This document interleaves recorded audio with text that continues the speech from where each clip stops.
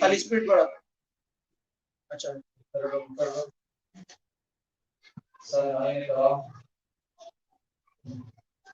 اب ادب و احترام کے ساتھ حضرت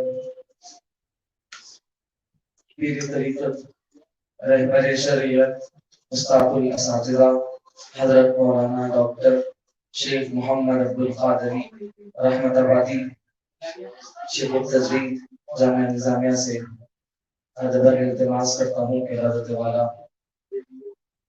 تذکرہ محدث ذکر و تذکرہ سیدنا عبدالقادر جیلانی رضی اللہ تعالی سنانے کی سعادت حاصل ہے.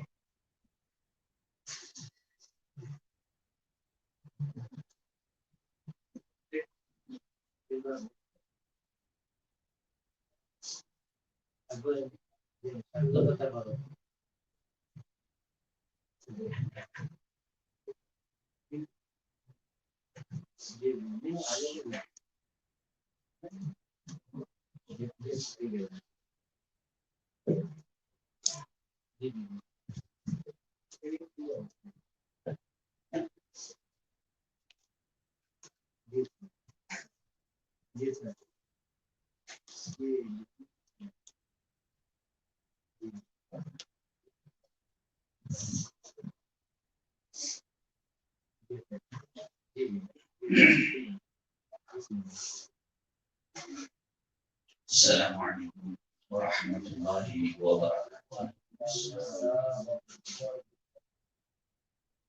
الحمد للہ وکفى والصلاة والسلام على عباده الذين اصطفى. اما بعد قال الله تبارك وتعالى اعوذ بالله من الشيطان الرجيم بسم الله الرحمن الرحيم ألا إن أولياء الله لا خوف عليهم ولا هم يحزنون الذين آمنوا وكانوا يتقون. وقال تعالى إنما يخشى الله من عباده العلماء. صدق الله العظيم وصدق رسوله النبي الأمين الكريم. قال النبي صلى الله عليه وسلم علماء أمتي كأنبياء بني إسرائيل. وقال عليه الصلاة والسلام العلماء ورثة الأنبياء.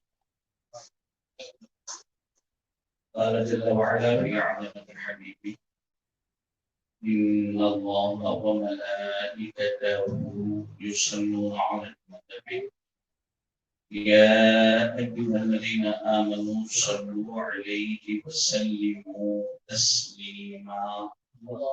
اللهم صل على سيدنا محمد وعلى آله وأصحابه أفضل صلواتك وعدد معلوماتك وبارك وسلم.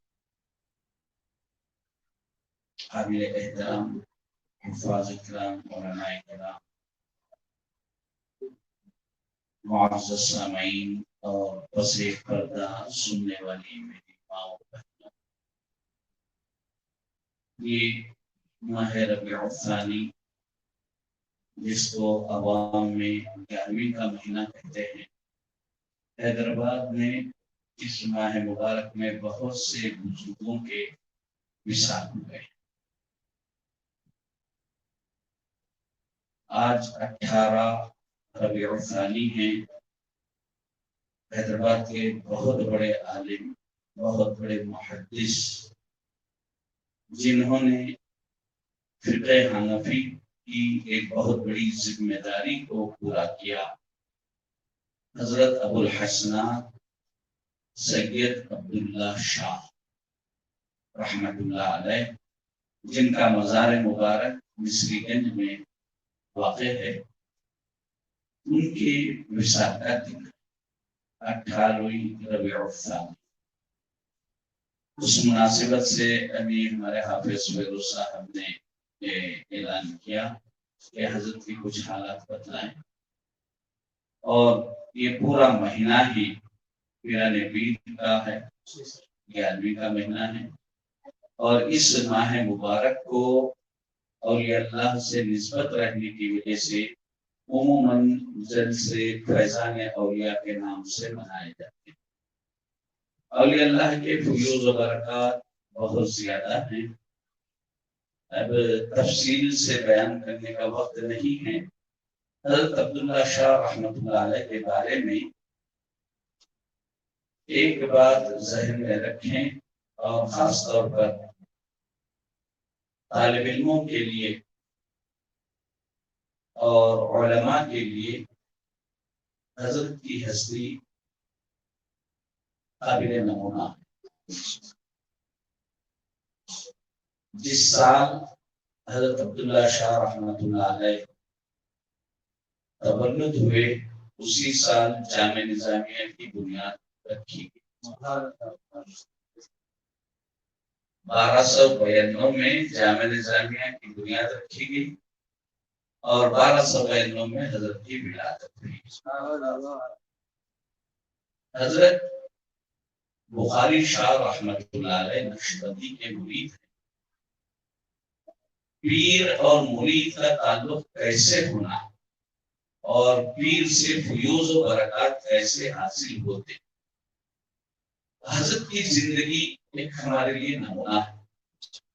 عموماً آج کل جو مرید ہو رہے ہیں نسبت کے عمل کرے نہ کرے، لیکن نسبت تو قائم ہے، نسبت سلامت ہے۔ یقیناً نسبت بھی بہت بڑی چیز ہے، لیکن نسبت کا بنیادی مقصد اصول اللہ، اللہ تک پہنچنا۔ صحابہ کرام کو اتنا بڑا مقام و مرتبہ ملا کہ انبیاء اور رسولوں کے بعد دنیا میں کوئی برگزیدہ ہستی، کوئی قابل احترام، قابل عزت کوئی ہے وہ صحابہ کرام۔ ان کا مقام و مرتبہ کسی کو نہیں تھا، تو ان کو یہ جو فضیلت ملی، اللہ تبارک و تعالیٰ ان کے بارے میں فرماتا ہے رضی اللہ عنہ، اللہ ان سے راضی ہو گیا، اللہ ان سے خوش ہو گیا، ورضوا عنہ، اور اللہ سے یہ راضی ہو گیا۔ تو یہ جو مقام و مرتبہ ملا رسول اللہ صلی اللہ علیہ وسلم کی صحبت سے، تو صحبت کی تاثیر ہوتی ہے، نسبت کا اثر ہوتا ہے۔ اور حضرت عبداللہ شاہ رحمۃ اللہ علیہ ہمیشہ اپنے مریدوں کو جو دعا تلقین فرماتے تھے، بابا دعا یہ کرنا، اے اللہ تو مجھے اپنا بنا۔ یہ قابل عمل چیز ہے، یعنی میں گناہ گار ہوں، میرے اندر وہ صلاحیت نہیں ہے، نماز کا ارادہ کرتا ہوں، نماز جا کر مسجد میں پڑھنے کی بھی قوت نہیں ہے، شیطان چاروں طرف سے مجھے گھیرا ہوا ہے، اس کے فتنے سے مختلف انداز سے جو فتنے برپا کرتا ہے، دل میں وسوسے ڈالتا ہے، اس سے بچنے کی میرے اندر طاقت و صلاحیت نہیں ہے، لیکن تیری مدد اگر شامل حال ہو تو یہ سب کچھ آسان ہے۔ اور ہمیشہ یہی بولتے تھے دعا کرنا، اے اللہ تو مجھے اپنا بنا، یعنی میری صلاحیت ہو نہ ہو۔ جیسے کہ اردو میں ایک محاورہ ہے، پیا جس کو چاہے سہاگ۔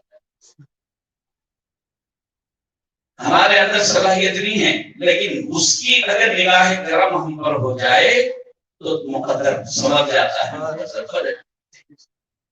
تو حضرت کے اس جملے کو ہم اپنے دعاؤں میں شامل کرنا، ہر طالب حق کے لیے یہ بہت ضروری ہے کہ اے اللہ تو مجھے اپنا، ان کو اعمال پر کوئی بھرا، نمازیں، روزہ، زکات، یہ سب یہاں پر فرائض ہے، ادا کرنا ہے، لیکن کوئی یہ نہیں کہہ سکتا کہ میں نمازیں پڑھا، اللہ پر لازم ہے کہ میری مغفرت ہے، مجھے جنت میں ڈالے۔ نہیں، نمازیں پڑھتے ہیں تو یہ بھی ہم لالچ میں پڑھتے ہیں، دوزخ سے بچنے کے لیے، اللہ کی جنت کو حاصل کرنے کے لیے۔ جو اللہ والے ہوتے ہیں، نہ دوزخ کا ڈر نہ جنت کی طلب۔ وہ لوگ جو عبادت کرتے ہیں اللہ کے رضا کی، اور جو بندہ اللہ کو راضی کرنے کے لیے عبادت کرتا ہے تو اس کو یہ وہ چیزیں نہیں، بس اس کی ایک ہی دھن رہتی کہ وہ اللہ اس کو اپنا بنا لے، اللہ کہہ دے کہ یہ میرا۔ جب وہ چیز ہو جائے گی تو بندے کے مقدر سنور گئے اور اس کا بیڑا پار ہو گیا۔ ایک بزرگ کا واقعہ ہے، ہر سال پیدل عراق سے حج کو جاتے تھے پیدل، کئی سال 10-12 سال ہو گئے پیدل جاتے، طواف کرتے، دعا کرتے۔ ایک مرتبہ جب یہ طواف کر کے نماز پڑھ کے دعا کر رہے تھے، غیب سے آواز آئی کہ اے بندے، نہ تیرا لبیک قبول ہے، نہ تیرا طواف قبول ہے، نہ تیرا حج قبول۔ پیدل جا رہے ہیں، سبوں ہزاروں میل، ایک دن دو دن کا نہیں، مہینوں کا سفر۔ اب اندازہ لگائیے کیا گزری ہوگی، 10 سال 12 سال اتنی محنت کرے اور اللہ غیب سے آواز آ رہی تیرا کوئی حج کوئی عمل قبول نہیں ہے، لیکن وہ اللہ کے در سے چپکے ہوئے تھے، سجدے میں گر گئے، رونے لگے، گڑ گڑانے لگے، مالک میں بندہ ہوں، میرا کام بندگی ہے، تو مالک ہے، اس کو قبول کرے نہ کرے یہ تیری مرضی۔ کوئی اور در ہے تو بتا جہاں پر جاؤں اور میں اس کی عبادت کروں، تیرے سوا کوئی اور در نہیں ہے، تو مالک ہے، تیری مرضی۔ یہ یعنی اللہ والوں کی باتیں ہوتے ہیں۔ تو اس پر پھر آواز آئی کہ اے بندے، تیرے اس یقین اور اللہ پر اس کامل بھروسے کی وجہ سے تیری عبادتیں مقبول ہیں۔ یہ اولیاء اللہ ہمارے لیے نمونہ ہے کہ ان کی عبادتیں، ان کی ریاستیں، ہم نماز پڑھنے کے سمجھتے ہیں بہت بڑا کام ہے۔ اگر کوئی بندہ تہجد اٹھنے والا ہے تو یہ سمجھتا ہے کہ جو بے نمازی ہیں وہ بیکار ہے۔ نہیں، ہم نماز پڑھ رہے ہیں، ہمارا اپنا عمل ہے، اس کی وجہ سے دوسروں کے بارے میں خلش نہیں آنا۔ اگر کوئی نماز نہیں پڑھ رہا خلش آ رہی تو سمجھو کہ عبادت میں خلل ہے۔ ہاں ٹھیک ہے، عبادت نہیں کر رہے، اس کی ہدایت کے لیے دعا کرو، اس کو برا مت سمجھو۔ حالانکہ نماز چھوڑنے کی اتنی سخت وعید کہ جو کوئی بندہ فجر کی نماز ترک کر دیا تو اس کے گھر پر جو نحوست، جو افلاسی، جو منحوسی اترتی ہے تو اس کی وجہ سے، اس ایک بندے کے نماز نہ پڑھنے کی وجہ سے اس کے اطراف 40 گھروں کا اثر ہوتا اور اس کے رزق سے برکت نکال دی جاتی، اس کے صحت سے برکت نکال دی جاتی، اس کے اولاد میں سے برکت نکال دی جاتی، اس کے صحت سے برکت نکال دی جاتی۔ برکتوں کا جو دروازہ ہے کھلتا ہے فجر میں، اتنی سخت وعید ہے، اس کے باوجود دوسرے آدمی کو یہ بولنے کا یا کہنے کا حق نہیں ہے کہ تو نماز نہیں پڑھ رہا، میں دیر سے اچھا نہیں۔ کیوں؟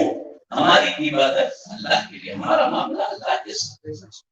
تو یہ ذہن میں رکھنا ہے، لوگوں کی ہدایت کے لیے دعا کرنا، اور حقوق العباد، ماں باپ ہیں، بیوی بچے ہیں، بھائی بہن ہیں، رشتے دار ہیں، پڑوسی ہیں، ان کے حقوق کو ادا کرنا یہ سب سے اہم ہے۔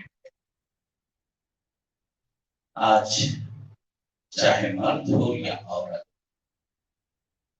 تھوڑا پیسہ آیا تو آدمی کی نیتیں بدل جاتی، شادی ہو گئی تو عورت بچی یہ سمجھتی میں میرا شوہر، میری شوہر کی کمائی پوری میری نہیں، احادیث مبارکہ میں ہے کہ تم کو اللہ رزق دے رہا ہے تو اس میں سب سے پہلا تمہارے ماں باپ کا حق ہے، پھر تمہارے بیوی بچوں کا حق ہے، پھر تمہارے بھائی بہنوں کا حق ہے، پھر تمہارے رشتہ داروں کا حق ہے، پھر تمہارے پڑوسیوں کا حق ہے، اس کے بعد پھر تمہارے محلے کے شہر کے غریبوں کا حق ہے۔ اتنے لوگوں کے حقوق کوئی ایک آدمی کی آمدنی میں کمائی میں ہے۔ ہمارا یہ سمجھنا، کمانے والا یہ سمجھ رہا کہ میں محنت سے کما لوں پورا میرا ہے، نہیں، اس میں سے سب کے حقوق ادا کرو۔ نہ عورت یہ سمجھنا، نہ مرد آدمی یہ سمجھنا۔ آج ہم پریشان ہیں، کما رہے ہیں، بہت کما رہے ہیں، بچے اولاد صحیح نہیں ہے، کما رہے ہیں، میاں بیوی میں محبت نہیں ہے، کما رہے ہیں، بچے کی وجہ سے ماں باپ میں جھگڑے ہیں، بچے کما رہے ہیں، شوہر بھی کما رہا، سب ہو رہا ہے، اس کے باوجود جو سکون، جو اطمینان قلب ہم کو ہونا ہے، دلوں میں جو سکون، جو تسلی ہمارے اندر ہونا ہے، اس کی کمی اسی وجہ سے ہے کہ ہم یہ سمجھتے ہیں کہ سب ہمارا نہیں، تمہارا وہی ہے جو تم کھا۔ حدیث شریف میں ہے جو تم استعمال کر لیے، جو تم کھائے وہ تمہارا ہے، جو پہنے اور پرانا کر دیے وہ تمہارا ہے، جو رکھے وہ دوسروں کا ہے، وہ تمہارا نہیں۔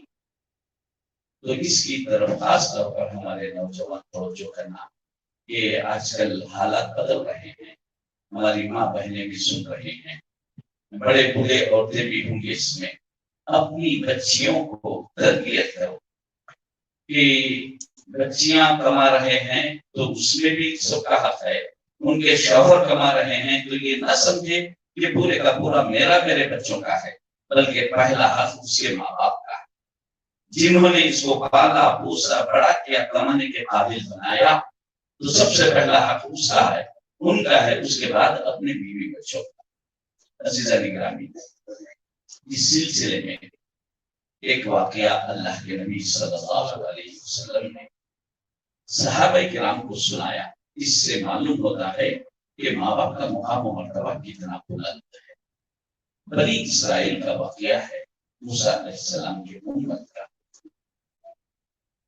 3 آدمی تھے جو سفر کر رہے تھے، جاتے جاتے اندھیرا ہو گیا، بادل گرجنے لگے، بجلیاں چمکنے لگی، تیز بارش ہونے لگی، کہیں راستہ، کہیں کوئی جھاڑ، کوئی گھر پناہ کے لیے نہیں تھا، تو ایک غار تھا، جا کر وہ تینوں غار میں پناہ لے، غار کے اندر رہ گئے، رات گزر گئی، صبح اٹھے تو غار کے منہ پر جہاں سے داخل ہوئے تھے ایک بڑی چٹان، پتھر ڈھلا، آگے وہ منہ کو بند کر دیا، کوئی راستہ ہی نہیں ہے نکلنے کے لیے، پکارے تو کوئی آدمی نہیں ہے مدد کے لیے، بہت دیر تک سوچتے رہے، اس کے بعد وہ تینوں کہنے لگے، اب اس سے بھی اولیاء اللہ کی فضیلت معلوم ہوتی کہ اولیاء اللہ مستجاب الدعوات ہوتے ہیں، اللہ ان کی دعاؤں کو قبول کرتا ہے۔ وہ تینوں سوچنے لگے کہ اب اس پوزیشن میں ہیں ہم لوگ، سوائے موت کے اور کوئی چیز نہیں، ہو سکتا تم اپنی زندگی میں کچھ نہ کچھ اللہ کے لیے کوئی کام کرے ہوں گے، اس کام کو یاد کرو، اس کا وسیلہ لے کر دعا کرو۔ تینوں 3 دعائیں الگ الگ کرے۔ میں جو اصل چیز بتانا چاہ رہا ہوں، ماں باپ کا مقام و مرتبہ، ان کے احترام۔ تو ایک نوجوان ہاتھ اٹھایا، رونے لگا، بڑے خوب رویا، لگے اے اللہ، میرا ایک عمل ایسا تھا جو تیرے اور میرے درمیان تھا، کسی اور پر وہ چیز ظاہر نہیں ہوئی تھی، لیکن اب ظاہر کرنے کا وقت آ گیا، میں ظاہر کر رہا ہوں، ورنہ تیری رضا کے لیے میں وہ کام کیا تھا۔ اس کے بعد کہنے لگا، اللہ تو جانتا ہے، وہ چل رہا تھا، بکریوں کو چراتا تھا، کہ میں بکریوں کو چراتا ہوں، ایک دن دور چلے گیا، رات میں آنے تک دیر ہو گئی، اس کے بوڑھے ماں باپ تھے، اس کا روزانہ کا معمول طریقہ یہ تھا کہ آنے بکری پہلے ماں باپ کو پلاتا پھر بیوی بچوں کو دیتا. ایک دن دیر ہو گئی اور پرانا زمانہ اب تو لیٹوں کا زمانہ ہے. آج سے 50-100 سال پہلے ہم بھی پیچھے چلے گئے. ہمارے دادا کے زمانے میں لیٹا نہیں تھے. مغرب کو سب لوگ گھروں کو آ جاتے تھے. مغرب کے ساتھ چراغوں میں کھانا کھا لیتے, عشاء کے بعد سو جاتے. بہت اچھا زمانہ تھا. رات کو جلدی سوتے, واٹس ایپ نہیں تھا, فیس بک نہیں تھا, فون نہیں تھے, یہ پریشانیاں نہیں تھے. صبح فجر کو سو اٹھتے تھے. تو وہ بندہ اس دن اس رات کو بہت دیر سے آیا. آگے دیکھا ماں باپ سو گئے. دودھ دو کر لا کے ٹھہرا, سو رہے ہیں. بیدار کرنا بھی پسند نہیں کیا. ماں باپ کا مقام و مرتبہ معلوم ہوتا ہے. اگر میں اٹھا دوں شاید ان کی نیند میں خلل آ جائے, اٹھنے کے بعد پھر ان کو نیند نہ لگے. ماں باپ کے آرام کا یہ خیال اگر اولاد سوچنے لگی تو وہ اولاد سمجھے کہ اس وقت کی نیک اللہ والی اولاد ہے جو ماں باپ کے ساتھ اس طرح حسن سلوک کرتی. تو ٹھہرے رہا پیالہ لے کر. اس کے چھوٹے بچے بھوک سے تڑپ رہے ہیں, آ رہے ہیں, پوچھ رہے ہیں بابا دودھ دے دو. ہم بھی پیتے لیکن نہیں بابا, جب تک امی ابا کو نہیں پلایا تم لوگوں کو نہیں. اسی طرح پوری رات گزر گئی. فجر کے قریب وہ بوڑھے ماں باپ تھے, ان کو پیش کیا تو وہ لوگ بولے کہ کیوں اتنی زحمت کی, پی لیے, دعائیں دی اپنی اولاد کے لیے, اپنے بیٹے کو. ماں باپ کی دعائیں اولاد کے حق میں اتنی اہم ہوتی ہیں کہ جس طرح نبی کی دعا اپنے امت کے لیے اہم ہوتی ہے, ماں باپ کی دعا اپنی اولاد کے لیے اتنی اہم ہوتی ہے. میں خاص طور پر میری ماں بہنوں سے کہتا ہوں کہ اکثر بچے شرارت کرتے ہیں, کوستے کر ماں باپ کچھ بھی کوسے دیتے رہتے, ایسا ہو جاؤ, یہ ہو جاؤ. نہیں, جب آپ کو غصہ آیا ان کی ہدایت کے لیے دعا کرو. ہو سکتا وہی ٹائم آپ جو دعا آپ کی زبان سے جو کلمے نکل رہے ہیں اللہ کے پاس مقبول ہو جائیں تو اس کو ہدایت مل گئی تو اس کی بھی زندگی سنور جاتی اور ہمارے لیے بھی راحت کا ذریعہ بن جاتا. غصے دیں گے تو ان غصوں کی وجہ سے اس کی بھی زندگی تباہ, اور اس کی زندگی تباہ ہوتے ہوئے گزرتے ہوئے اس کی پریشانی کو ماں باپ دیکھ نہیں سکتے. یہ بھی ہوتا. پہلے تو بدوائیں کرتے, بعد میں مصیبت میں بیٹا پڑ گیا, ارے میں کہیں تو بھی بولی کہ ایسا ہو گیا. تو اس وجہ سے میری ماں بہنوں سے خواہش ہے کہ غصہ آیا بھی تو سنبھال دو. عورت ماں جتنا صبر کرتی ہے اپنی اولاد کے لیے, ماں جتنی تکلیف کو برداشت کرتی ہے اولاد کے لیے, باپ اتنا نہیں کرتا. تو جب تم صابرہ ٹھہری, اتنی محنت مشقت کر کے اولاد کو پال رہی ہے, تو غصے کے وقت بھی غصے مت دو, ان کے لیے بد دعا مت کرو. تو عزیزان گرامی, وہ صاحب دعا کرے, اللہ تبارک و تعالیٰ ان کی دعا کو قبول کرے. کیوں؟ یہ جو معاملہ ماں باپ کے ساتھ انہوں نے جو سلوک کیا تھا صرف اللہ کے لیے کیا تھا کہ اللہ میرے اس عمل سے راضی ہو جائے, اللہ خوش ہو جائے.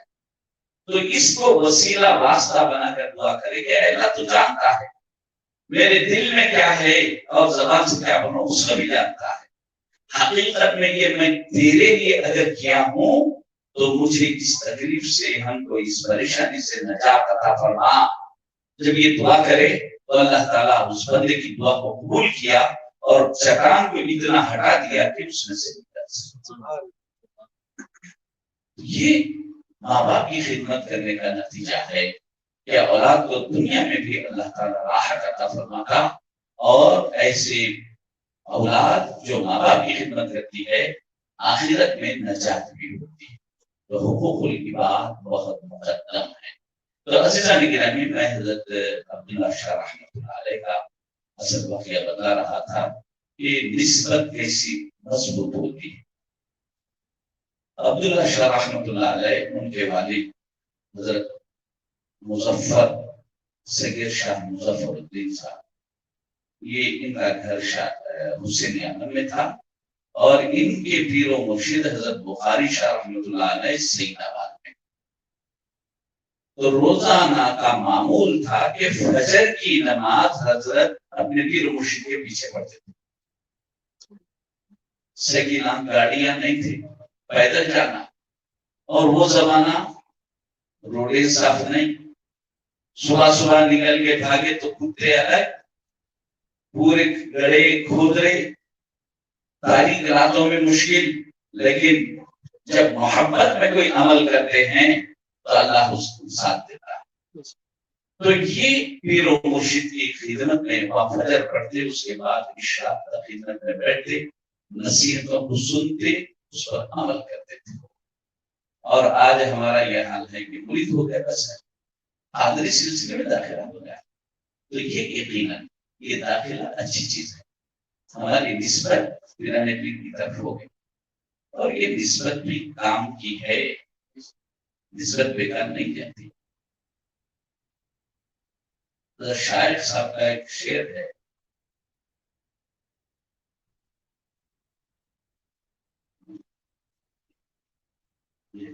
بلکہ لکھ رکھو شاعر یہ بات یاد رکھو بلکہ لکھ رکھو.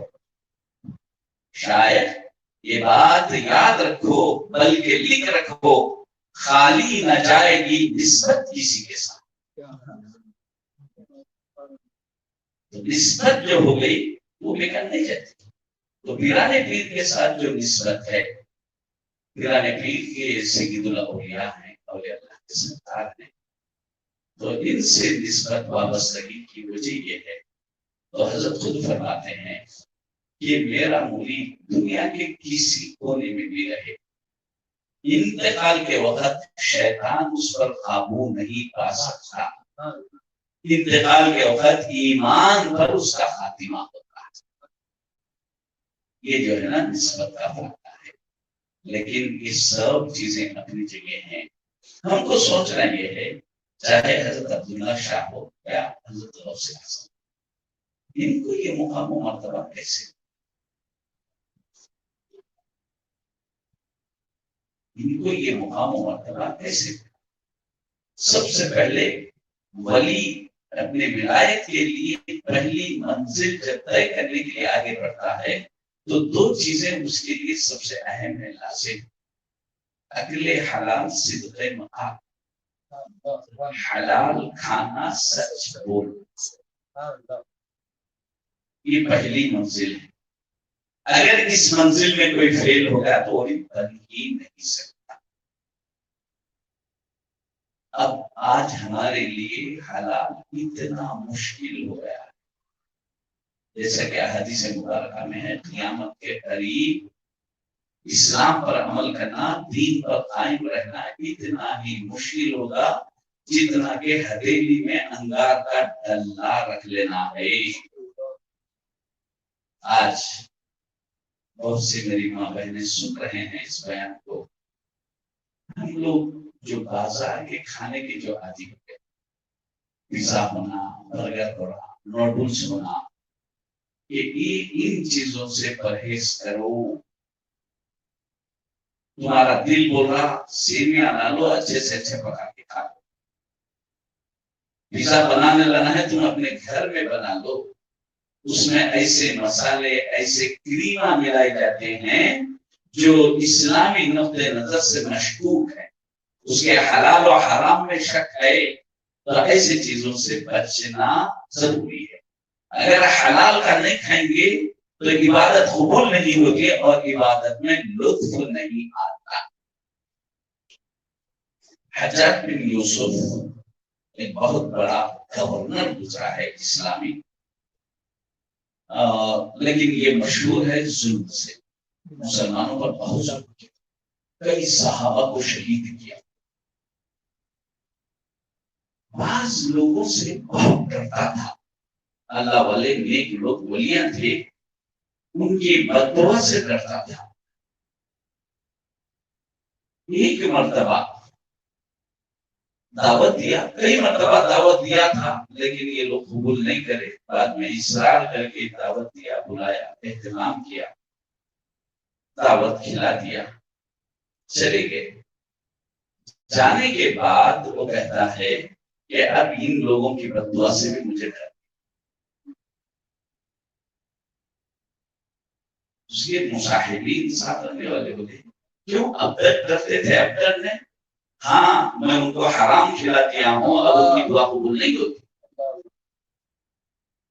تو جب حرام کا لقمہ ہمارے پیٹ میں جائے گا تو دعا قبول ہونا تو دور کی بات ہے، ہماری عبادت بھی قبول نہیں ہوتی۔ اس وجہ سے اس کا اہتمام کریں میری ماں بہنیں، خاص طور پر آپ لوگ پکاتے وقت اللہ کا ذکر کرتے ہوئے پکاؤ۔ کھانا پکا رہے ہیں، چاول دھو رہے ہیں، یا اللہ، یا رحمان، یا سلام، یہ تینوں بھی اللہ تعالیٰ کے نام میں ہیں، اس میں اعظم ہیں۔ یہ پڑھتے ہوئے کھانا پکاؤ تو اللہ تعالیٰ اس میں برکت بھی دے گا، اس میں فوڈ پوائزن نہیں ہوگا، بچوں کے لیے نعمت بن جائے گی وہ، اور کھانے میں لذت آتی ہے۔ یا اللہ، یا رحمان، یا سلام، یہ چیزیں یاد رکھو اور خود بھی عمل کرو، اپنے بچوں کو یاد رکھو۔ اللہ تعالیٰ اللہ کے ذکر کی برکت سے کھانے میں برکت عطا فرماتا ہے۔ تو حضرین کرام، یہ اولیاء اللہ ہمارے لیے نمونہ ہیں، ان کی نسبتیں اللہ سے بہت مضبوط ہیں۔ یہ وہ اولیاء اللہ ہیں جن کے متعلق اللہ نے فرمایا کہ یہ میرے اللہ کے محبوبین ہیں۔ تو ان کی سیرت کو سنانے کا، سننے کا مقصد یہ ہے کہ ان کے طریقے پر عمل کر کے، ان کے طریقے کو اپنا کے ہم لوگ بھی اپنی دنیاوی زندگی اور آخرت کی زندگی دونوں میں کامیابی عطا فرمائے۔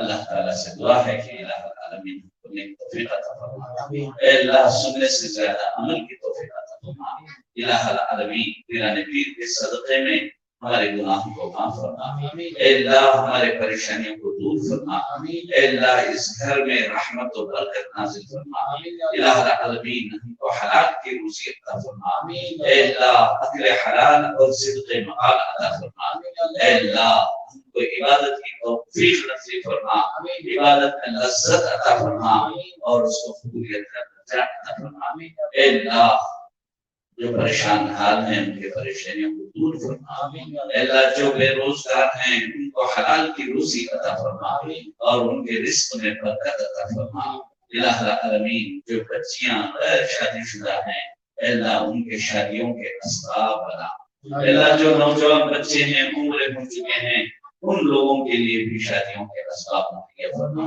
اے اللہ جن کی شادیاں ہو چکے ہیں ان کے جوڑوں میں محبت عطا فرما، ان کو نیک اولاد عطا فرما، اولاد صالح عطا فرما، اولاد سے دلوں کو سکون عطا فرما۔ صلی اللہ تعالی وسلم علی خلیل وعلی آلہ واصحابہ اجمعین، الحمد للہ رب العالمین۔